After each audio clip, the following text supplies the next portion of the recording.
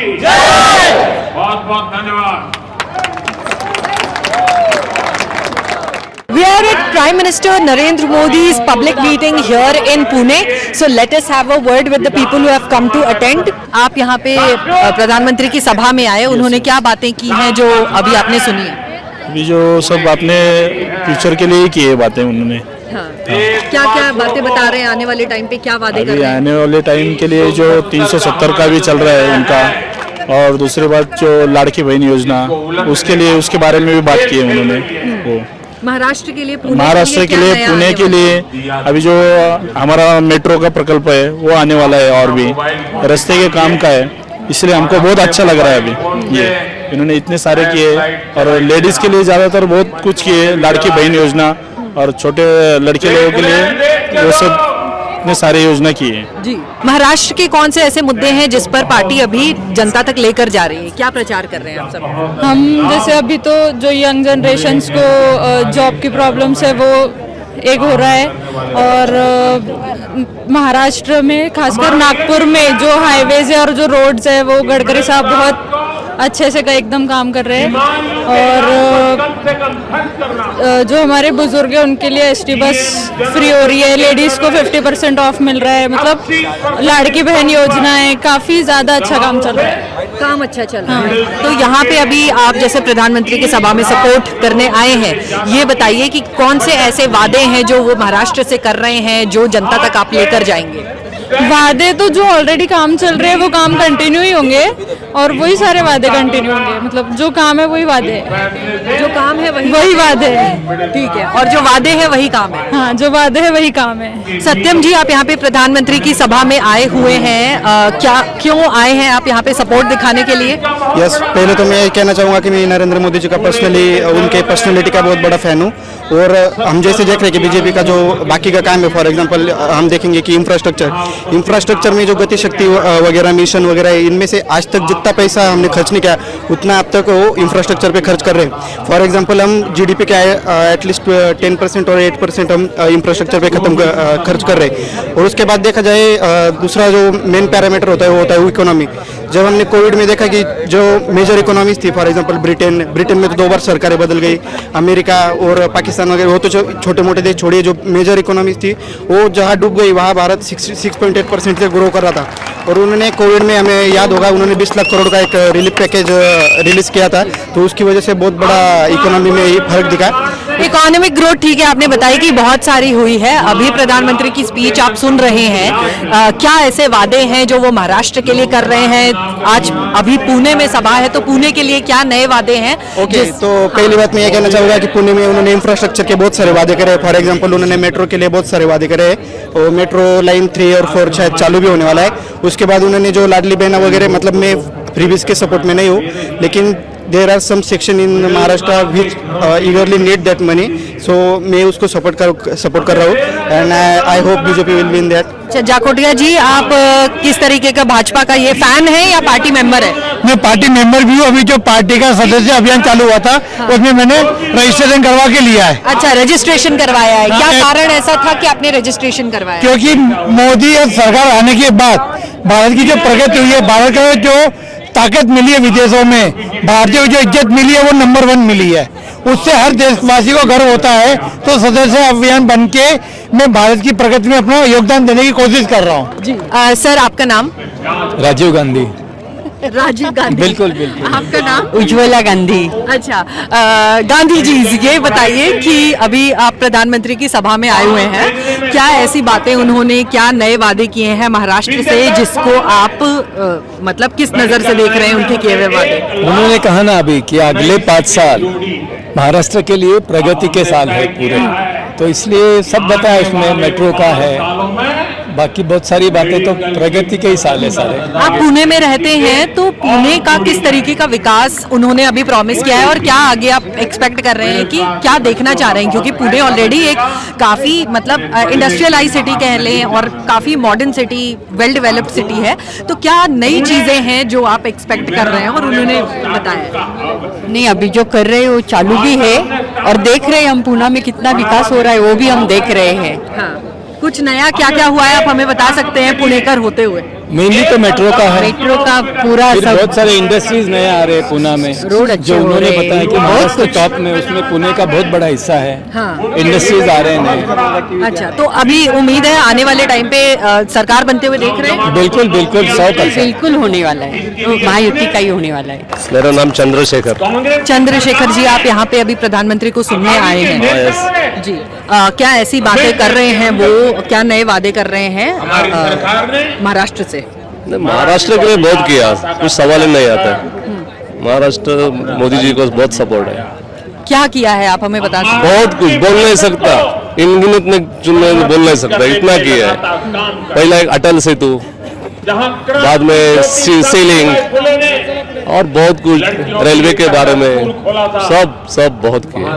सब कुछ बहुत किया है। तो अभी जो पुणे से नए वादे किए हैं कि इंडस्ट्रीज लाएंगे यहाँ पे और बाकी सारे जो विकास कार्य होंगे यहाँ पे, कैसे देखते हैं इन वादों को आप? जो जो मोदी बोलते हैं वो तो सब होता ही है, समझा ना? क्योंकि मोदी जी बोलते हैं वो करके दिखाता ही है क्या? ऐसा नहीं है कि वो कुछ करता नहीं, करके दिखा 10 साल में। और आने वाले यंग जनरेशन के लिए अच्छा ही है, क्योंकि उनके पास विजन है। जिस आदमी के पास विजन रहता है वही आगे जाता है जी। इनके पास विजन है, इसलिए वो करेंगे, नो डाउट। नो डाउट, ठीक है। आने वाले टाइम पे अभी महाराष्ट्र में चुनाव है, किसकी सरकार बनती है? ऑब्वियस क्वेश्चन है, बट इंडिया की गवर्नमेंट बनेगी, महायुति आ रही है? महायुति आएगी पक्का। आप पुणे के कौन से जिले से हैं, मतलब कौन सी जगह से हैं पुणे में? पुरंदर में। अच्छा, ग्रामीण पुणे के नजदीक 20 किलोमीटर पे गांव है जी।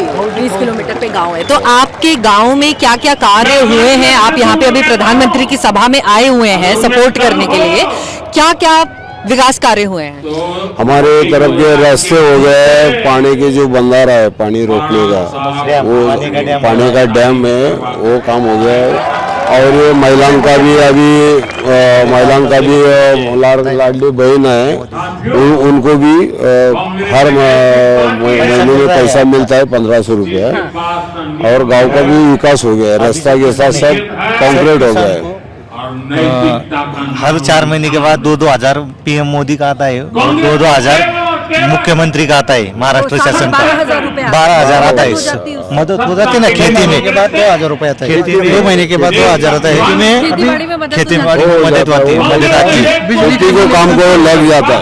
बिजली का बिल एकदम फ्री हो गया है। 7.5 हाउस बोर्ड के पंप को लाइट बिल माफ किया है, इस शेतकरी के लिए बहुत अच्छा हो गया। और अगले 5 साल में वो बिजली फ्री देने वो महायुति सरकार ने। पर फ्रिज जो बिजली को फ्री देना सही है? सही है। किसान भाई को आपत्ति आता है, नैसर्गिक आपत्ति आता है, बाजार भाव का है, इसलिए किसान को हमेशा आपत्ति आता है, इसलिए फसल का नुकसान होता है, हमेशा फसल का नुकसान होता है। इसके लिए किसान लोग को सही है, किसान लोग को सही है, किसान लोगों को सही है। आने वाले 5 साल में अभी जब प्रधानमंत्री बातें कर रहे थे, कौन सी ऐसी बात है जो आपको अभी सबसे अच्छी लगी जो अभी तक इन्होंने बताई है? 370 कलम 370 कलम वो तो हो गया। और बच्चे लोगों के लिए जो पढ़ाई के लिए या बूढ़े आदमी के लिए बीमारी के लिए उनको जो खर्चा करने के लिए उन्होंने जो बोला है वो अच्छा लगा है आपको? जो उन्होंने बोला है अच्छा लगा है आपको? कौन सी बात अभी अच्छी लगी जो प्रधानमंत्री ने बोली है? हमको सबसे अच्छी बात ये लगी जो पुणे में जो इंफ्रास्ट्रक्चर का बात किया, उसके बाद एजुकेशन का बात किया, उसके बाद जो रिंग रोड है यहाँ पे जो हजारों करोड़ रुपए खर्चा करके हमारे यहाँ डेवलपमेंट हो रही है, युवाओं के लिए रोजगार उपलब्धि हो रही है। उसके बाद हॉस्पिटल्स और इसमें मेडिकल सेक्टर में बहुत अच्छे से काम चल रहा है। पहले से पुणे बहुत अच्छा काम कर रहा है, फिर भी मोदी जी सरकार ने जो जिस तरह से यहाँ पे डेवलपमेंट का ज़्यादा बढ़ दिया है वो बहुत ही अच्छा लग रहा है हम लोगों को। और यहाँ से आगे भी वो करेंगे ये अपेक्षा करते हैं, बहुत अच्छा लग रहा है हमको। अभी प्रधानमंत्री पीछे हम एक रहेंगे तो सेफ रहेंगे बोल रहे हैं और लोग भी साथ में बोल रहे हैं कि क्या महत्व है इस स्लोगन का, आप बताएं। कि हम बटेंगे तो कटेंगे, तो वही स्लोगन जो है उसी के आधार पे जो विपक्षी लोग जो कर रहे थे और वो हमारे बारे में ये फैला रहे थे कि ये हम जहर फैला रहे हैं, उस वजह से इस तरीके का स्लोगन अगर हो रहा है। लेकिन ये सच्चाई है कि अगर हम बटेंगे तो कटेंगे।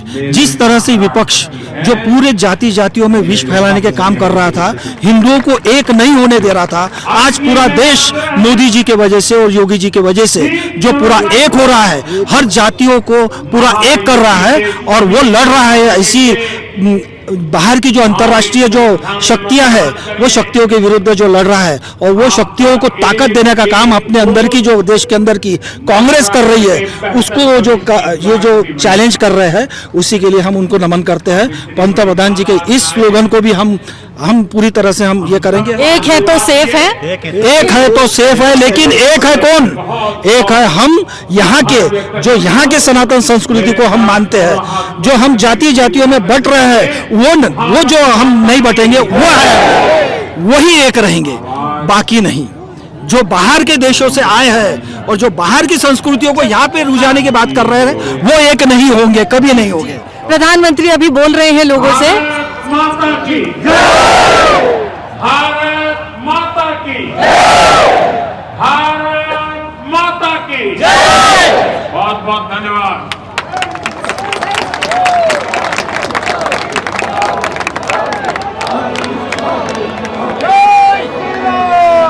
आप लोग आए हैं यहाँ पे, प्रधानमंत्री जी का भाषण सुना, बस अभी अभी खत्म हुआ है। क्या ऐसी बातें हैं जिससे सबसे ज्यादा आपको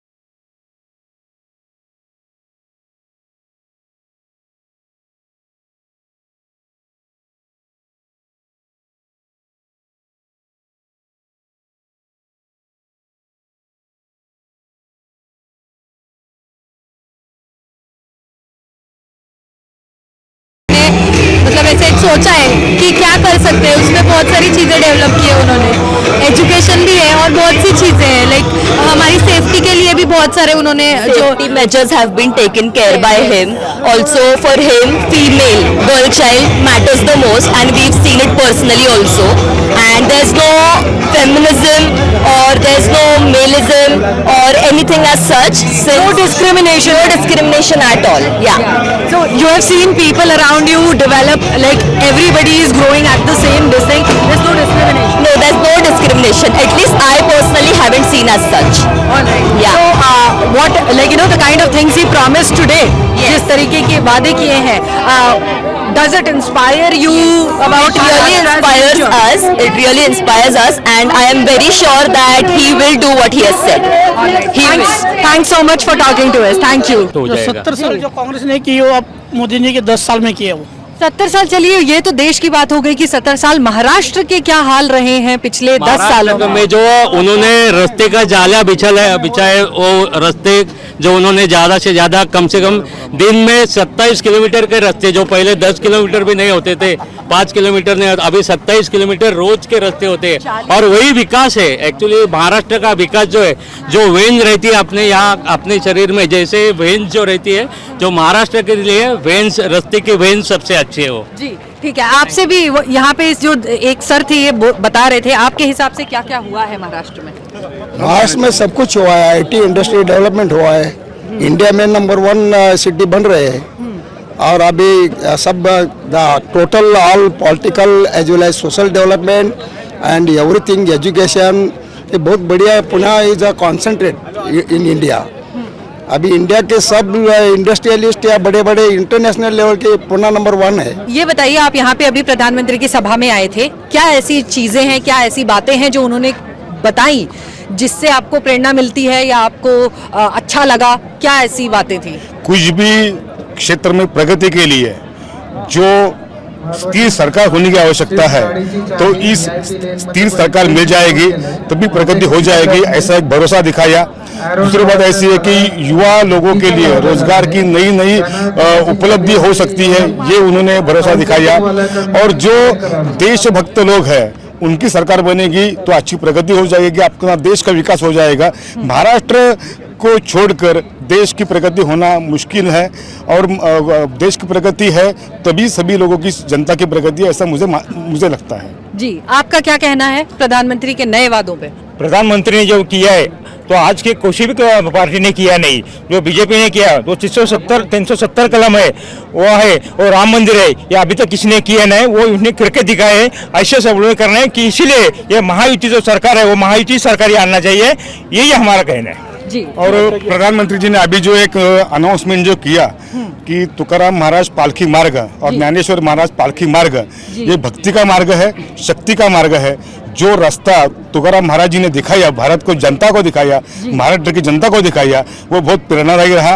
और उसी मार्ग को चलते हुए तकरीबन 1200 शतक से सभी ये रास्ता महाराष्ट्र की जनता चल रही है, और एक देश के लिए एक प्रेरणादायी स्रोत वही है पालकी मार्ग। ये बहुत अच्छा निर्णय उन्होंने अनाउंसमेंट कर दिया है। अभी तक किसी ने उसमें ध्यान भी नहीं दिया था। अभी तक मतलब क्या फर्क था अगर वो संत ज्ञानेश्वर जी और बाकी जितने यहाँ के स्पिरिचुअल लीडर्स रहे हैं उनके लिए अगर ऑनर करते हैं या उनके नाम पे या तीर्थ स्थलों का डेवलपमेंट कर रहे हैं, क्या फर्क रहा है पहले और अभी में? बहुत फर्क है, बहुत। पहले कोई इनका नाम भी नहीं लेता था पहले के लोग। अभी हमारा हिंदुत्व जागरूक हो गया है, और जो हिंदू के लिए कर रहे थे तुकाराम महाराज, ज्ञानेश्वर महाराज, ये हिंदू ने सब लोगों के लिए कर रहे थे, तो उनका कोई नाम भी नहीं लेता था ये लोग, पहले के लोग। अभी तो सब ऐसे लग रहा है कि हम बहुत बोले तो हिंदुस्तान में हमारा ज्ञानेश्वर महाराज का नाम हो रहा है जी। अच्छा लग रहा है बहुत। जो है नोटाबंदी, अब अभी कोई भी सरकार आएगा और पहले भी जो आए थे अभी कोई भी कर नहीं सकता, ऐसा निर्णय उन्होंने किया है। नोटाबंदी अगर कोई करने को जाता है तो वो पॉसिबल ही नहीं होगा, क्योंकि वो सक्सेस किया है उन्होंने। नोटाबंदी होने के बाद जो ब्लैक का मनी था वो पूरा डिपॉजिट हुआ, और बाद में वो वाइट के रूप में वो आया, तो इसलिए देश में जो हमारे आए हैं। जो बड़ी बात है, जो हम लोग हमारा गतव है वो भूल गए थे, जो हिंदू सनातन हमारा जो गतव है वो एक कांग्रेस के काल में भूल गए थे ना, अभी उसको हम लोगों ने उठा लिया है। और अब मोदी को छोड़ेंगे नहीं हम लोग, मोदी को और ले जाएंगे, आदित्यनाथ भी बैठेंगे, सबका इलाज करेंगे। 10-15 साल में इफ्तार पार्टी भूल गए सब, प्रधानमंत्री कार्यालय में इफ्तार पार्टी। एक प्रधानमंत्री ने अभी एक भाषण यहाँ पे स्लोगन दिया, एक है तो सेफ है।